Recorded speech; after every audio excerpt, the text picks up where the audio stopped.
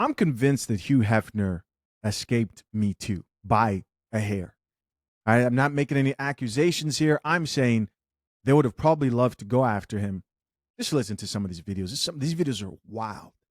I was 18. I took that one-way ticket, never looked back, and it was the best decision of my life. Hugh Hefner calls one day and was like, "Hi, this is Hugh Hefner. Would you like to move into the Playboy Mansion and be one of my girlfriends?" I was like, "Wait, what?" How did he find you? While I was living with this boy in San Diego, I did this photo shoot, and this photographer sent my photo into the Playboy Mansion and to the Playboy, and I had no idea. And next thing you know, I get this call. The rumor was that Hef walked by and there was only one photo left out of his pile of photos, and it was mine. And he walked by and he picks it up and he says, "Who's this girl?" That was the story on his end. I'm so grateful for that opportunity. For me, amazing. And it was healthy for me. It was happy for me. I was safe. It's taboo to the world because they don't really know what really, went on there. And my perspective is only one party every few months. And the rest was like, okay, we all had sex with Hugh Hefner once a week. That's the taboo, is that we had sex with a Did it 8-year-old. feel like a So I hope you guys heard that right. Once a week, he had multiple girlfriends that would all sleep with him. And I'm not here to make any accusations. Here's one thing I always stand by when I see a lot of black male celebrities who have been proven innocent. And some of them, you can obviously see that they're trying to Me Too these men. And it's just straight money grab. You're not going to convince me that only black men were participating in that type of behavior. Again, this is not an accusation. I am just saying I find that odd. I wonder if Hugh Hefner was alive during the whole Me Too era, if he would have survived it. What do you guys think, especially after you hear the rest of these videos? a transaction in order to be in that environment? It definitely felt like a transaction, but I was willing to take it. I was 18. I took that one-way ticket, never looked back, and it was the best decision of my life. It was a heavenly experience for me. Like, there couldn't have been a better experience. And there's two things that can be right. Like, people are like, "How can you say that when you have a daughter or whatever? What would you tell your daughter or whatever?" And I'm sitting here like, two things can be right. I had to do what I had to do. I had to survive. I was in a survival mode. I chose what I chose.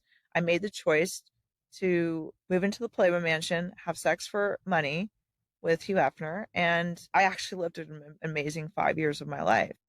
Okay, so for those of you who don't know who this is Kendra Wickinson, and she was in the Playboy Mansion. This is a photo of her when she was younger. Listen to what she said there. She said, "I was strapped for cash, pretty much. I was broke, and I saw that as a golden ticket and a fair exchange." When I hear her talk like this, and we see how they will now, when it comes to the Me Too movement, use just purchasing a ticket for a woman and flying her over as a form of trafficking. The first thing that went through my mind was, I'm listening to all this, is how attorneys could twist everything that's said here.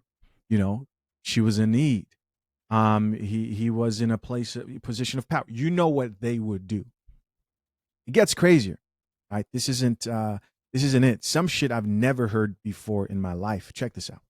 So you don't get to hook up with other girls. You just have to get like fucked by Hef. That's pretty much it. And that was it. And we each had like 1 minute to like do our thing. And then the clock was right there. And I was like, 5, 4, 3, 2. Okay. Okay. That's funny. Okay. Time for some French fries. How do you know who goes last? Oh, we all knew. It was like a routine. It's like a dance routine. It's like, wow, this person's going to go first. Girlfriend 1 goes now. And then girlfriend 2 waits for her. And then girlfriend 3 was like third. And then wait, how does he, hold on. I have a question about this. How does he finishes like 5 times? No, that's what I'm saying. Who goes last? Yeah. Wait, no. I don't get what I'm putting down here. No, I don't understand. Like, who's the last person is the one to finish. Bell goes off. I got it. So he's not finishing in each girl. No way. The man had like, how many girlfriends? He had a lot of girlfriends. A lot. My dad's not listening. You think this guy's going multiple times in 1 minute and recovering in a minute? That's and what I again? thought, kind of. So it's like soup God. So he's trying different flavors. And then he's finishing grand finale. Yeah, pretty much. This whole situation and story is a Me Too movement's playground. Check out this one. I got a consultation one day, and I was like, what would I rather do? Would I rather do a little mini facelift, or would I redo my vagina? I'm like, ooh, because I'm on a budget here. Which one am I going to go for? Or get my boobs removed? And I'm like, I love my boobs too much. I went and got a consultation for the vagina over the face. He's like, so what would you like? Would you like an 18-year-old vagina or a 21-year-old vagina? And I'm like, actually, he said 16. Oh, he goes, would you like a 16-year-old or would you like a 18-year-old? You guys are not going to hear the word there, but she's talking about cat, and she was getting surgery to make her cat younger. And he asked her, do you want it to be 16 or 18 years old? I didn't know that was possible. I had no idea that chicks could go out here, get surgeries for their cat to make it tighter.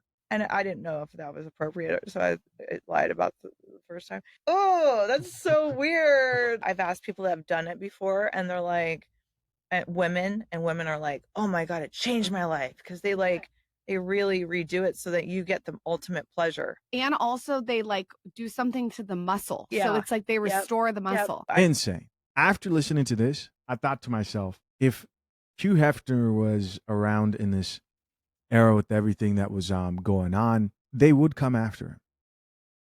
And I'm not saying they would come after him. I'm not talking about off solid evidence. I'm talking about off the lies we see, right? The twisting of situations to try and make it look a certain way. Yes, we have a woman here saying, oh yeah, it was great for me. But then there's that whole retroactive way that they allow chicks to look back and think, did I really enjoy that? Which I think is just ridiculous. Insane. Let's read a few of these comments. Top comment says, I'm convinced Kendra is fully traumatized and doesn't realize it. Here you go. Now, this is today's generation reading this, and they're like, hold on. Somebody else who says, love Kendra. Again, guys, I'm not saying that I agree with anything here. To me, that's not a lifestyle I value, goes against my beliefs. As someone who tries my best to live a Christian life, I don't think men should be out here trying to replicate Hugh Hefner's life. That's not the conversation I want to have here, though, in this video. Somebody else who says, what's the 2-year difference? And here's somebody else who says, love Kendra. Somebody else who says, can something be left unsaid? Some things be left unsaid. Okay, what do they do to it? Here's somebody else who says, girl, spill the beans. Who was the doctor? Whoa. Another person here added, I'm on a budget here. I guess there are a bunch of chicks who are trying to get this done. I'm blown away. And maybe people knew about this and I didn't. I'm sure one of you had to have known about it. I didn't know.